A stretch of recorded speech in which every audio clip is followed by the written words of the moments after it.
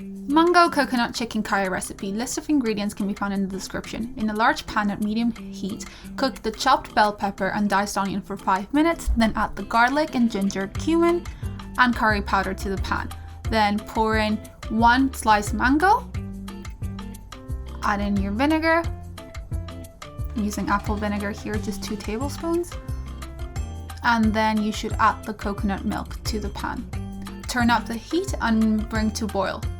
Then lower the heat to a low simmer for 15 minutes. Make sure you're stirring the mixture throughout with a wooden spoon.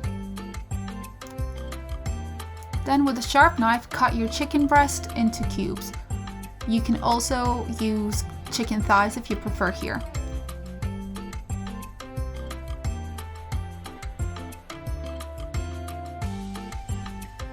Once these are cut, add them to the pan and cook for about 10 minutes until the chicken is cooked thoroughly.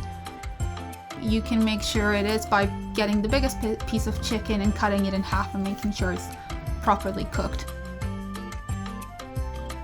I'm also adding some coriander here, but you can do this at the end as a form of garnish. Once this is cooked, add the other sliced mango to the pan. Stir and let it cook at a low heat for a few minutes. Make sure it doesn't boil.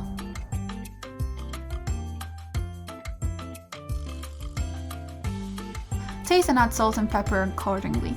If it's too sweet, we recommend to add a little more apple vinegar, and if it's not sweet enough, you can add a dash of sugar.